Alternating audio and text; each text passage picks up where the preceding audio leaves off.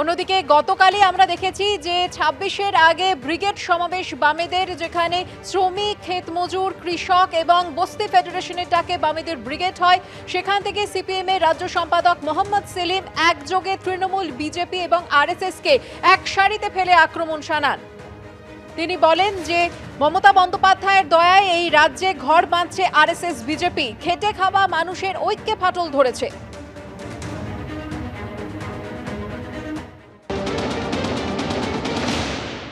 গুজরাটে যে গণহত্যা করেছে, আজকে মমতার দয়ায় আর দোয়ায় সেই আরএসএস আমাদের রাজ্যে ঘর বাঁধছে আর মানুষের ঘর ভাঙছে।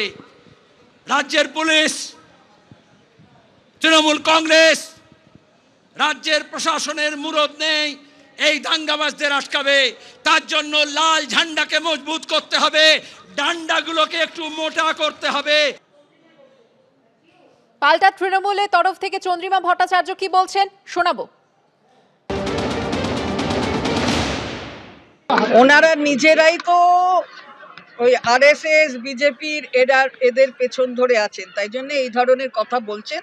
বাংলার মানুষ প্রত্যাখ্যান করেছে ওদের, সুতরাং এসব কথা বলে কোনো লাভ হবে না।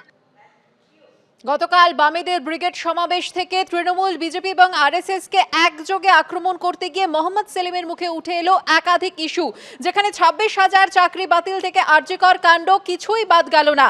কেন্দ্রে একদিকে যেমন বিজেপি সরকার লুট চালাচ্ছে, তেমনি রাজ্য সরকারে তৃণমূল দুর্নীতি চালাচ্ছে এবং রাজ্যে যে চোর ডাকাতের দুর্নীতি চলছে, চোর ডাকাতের সরকার চলছে, এমনটাই বলে নিশানা করলেন তিনি তৃণমূলকে।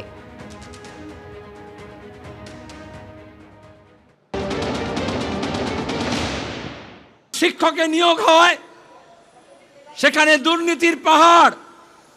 সুপ্রিম কোর্ট পর্যন্ত আমাদের রাজ্যের মুখ্যমন্ত্রীর নাকে ঝামা ঘষে দিয়েছে। ২৬,০০০ জনের চাকরি গিয়েছে। আরজি করে ওই পিজিটির কিভাবে নৃশংসভাবে খুন হলো, ধর্ষণ হলো, আর কেন্দ্র রাজ্য সরকার উভয় মিলে ঠিক করলো কলকাতা পুলিশ আর সিবিআই এক লাইনে দাঁড়িয়ে গেল, বললো আইনে বিচার হবে না, লাইনে চলবে। মমতা বলেছে ৭৫-২৫, আর ওদিকে আরএসএস, বিজেপি বলেছে ওই ৭৫-এর মধ্যে ২৫ আমাকে দিলেও ভালো হবে।